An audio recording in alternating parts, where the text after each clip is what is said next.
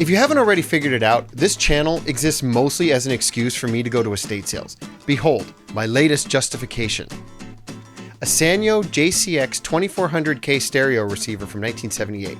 There's some things about it I found interesting and I want to talk about. One of them being the self-contained power packs. So stick around, we're going to check it out.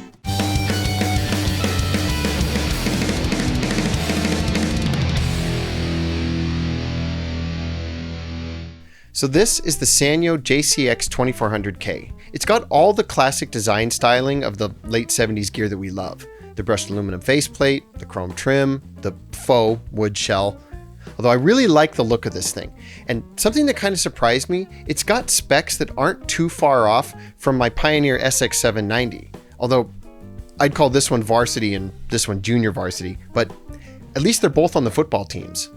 The power switch is on the far left. When you press it, the whole dial lights up with a nice warm incandescent glow.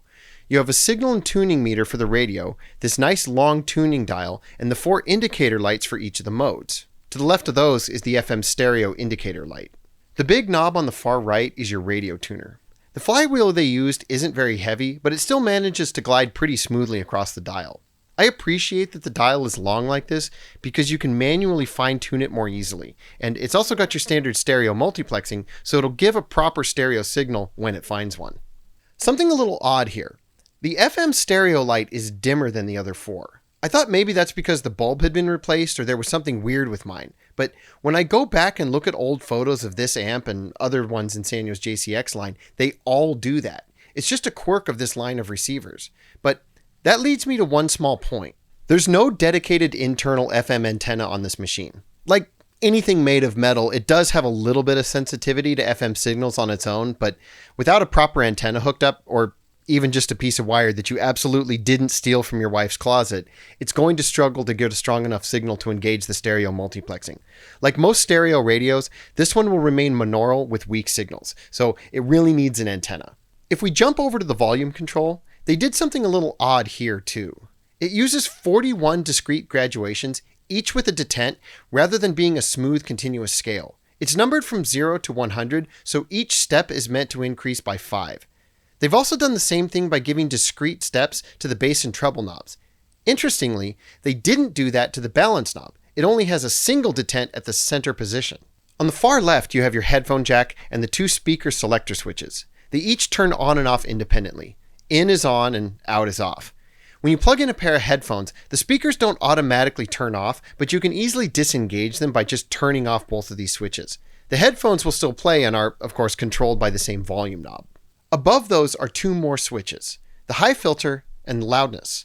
I've covered the loudness setting on a couple of videos, but just to recap, it's meant to boost parts of the signal that we humans are less sensitive to at low volumes, so that it sounds like it has the same equalization as it would on the normal setting at high volume. That's at least the theory behind it.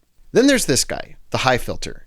That's a weird little function that you really don't see much anymore. It's meant to act as a noise filter by reducing the highest frequencies of an audio signal. It's meant to be used when listening to old tape sources that don't have Dolby noise reduction, or crummy radio signals, or records with a lot of pops in them. If you remember the last video, it's easy to create a low-pass filter with just passive components. In this case, you can see the components that make up the filter on the underside. If I play some FM static through the amp and we look at it on a spectrum analyzer, you can see the top end fall off a little when I engage the high filter button. So you can kind of think of it as a rudimentary noise reduction. Since we mentioned tapes, let me just hook up a cassette deck. Actually, I need 2. This amp is able to dub tapes from one deck to another, and while doing that, allow you to independently listen to the output of either tape for monitoring the recording without interrupting the recording process itself, which is really convenient if you're into making mixtapes. Now, I have to say these 2 little buttons are kind of a rabbit hole in and of themselves, so my next video is actually going to just cover how all of it is wired up, how the signal moves through each piece of equipment, and how to deal with all of it, because there are a couple of kind of counterintuitive behaviors that you may not expect this stuff to do if you've never used or seen anything like this equipment before. It's also worth noting that anything you can do with a cassette deck can also be done using an open reel tape deck like this one. They mostly work the same way, which allows you to dub things from your old reel-to-reel tapes to cassette, or cassettes to reel if you feel like being subversive. The last button on the front is the FM muting button. It's pretty straightforward. I've mentioned it before on other receivers, but it just mutes the audio coming out of the FM tuner so that when you're spinning the dial, it doesn't hit you with hiss. It essentially only allows signals over a specific strength through. That does have a couple of side effects though. If you have a legitimate signal that's below that threshold, something really faint, you won't be able to hear it with FM muting engaged. And if you have a signal that's right at that threshold, it'll have a tendency to cut in and out. So a lot of times people turn it off if they're listening to fainter signals. Also, they don't do this for AM signals because for the most part, it's not necessary since AM hiss is much less severe and it's already a low fidelity signal. So that's the gist of the functions on the front interface. Before we look at the back, I'd like to show you some things on the inside because there's some stuff to talk about in there too. Now, it looks more or less like any amp you'll encounter. Transformer, power supply, radio circuitry with the big variable capacitor for tuning. But what I want to show you are these. These heat sinks are attached to a pair of STK-084 power packs. These are more or less most of the amplification circuitry on a pair of self-contained units that were used in a lot of amps during this time period. In fact, the Pioneer SX790 I showed earlier also employs a similar setup, except it uses STK-0050s, which were also manufactured by Sanyo. Now, I know this channel is more aimed at first-timers who probably aren't going to start just swapping out parts like this right away, but if you are so inclined, make sure to use adequate thermal paste when you're reinstalling them. What happens if they don't get proper thermal transfer is they'll start to heat up and become less efficient, drawing even more power and heating up even more, causing a runaway effect. It seems counterintuitive, but they heat up so much that the heatsink will get crazy hot too, like so hot it can burn your hand in a matter of minutes. But if you apply thermal paste correctly, neither the chip nor the heatsink will get too hot because it doesn't have to draw so much power to overcome the inefficiency of overheating. These power packs aren't being manufactured anymore. There are lots of counterfeits on the market, so you have to be really careful if you decide to replace them for whatever reason.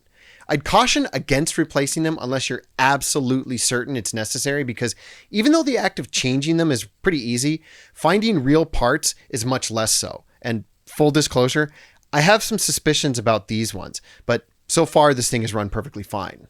Sometimes you'll see these labeled as Darlington power packs. Hi-fi people will already know this, but for anybody just getting into it, Darlington isn't a brand. It refers to the configuration of two bipolar transistors inside the little pack. It was named for its inventor, Sidney Darlington. Since the switches and volume pots are all exposed, now would be a good time to hit them with some contact cleaner. I think it's prudent to clean these things whenever you buy a new piece of vintage gear. In this case, some of the controls have to be accessed from the underside. Before the shell goes back on, let's just take a look at the back for a minute. The most obvious feature is the big AM antenna that folds up. Below it are all the inputs and outputs for your tape players, 1 and 2, your record player with its grounding screw, and your auxiliary input for whatever else you want to use. If this is your first time and you've never seen or used equipment like this before, remember that most old record players output a much quieter signal than everything else does. So units like this have an additional built-in pre-amplifier for that signal to bring it up to the volume of all the rest of the inputs. Because of that, if you try to hook a turntable to any of these inputs, it'll be uselessly quiet. And more importantly, if you try to hook anything other than a turntable to the phono input, you'll get horrible distortion and it'll be way too loud and can actually damage things. So be cognizant of what you're plugging into where. Your antenna hookups are here on these screw terminals, which take bare wires or spade connectors.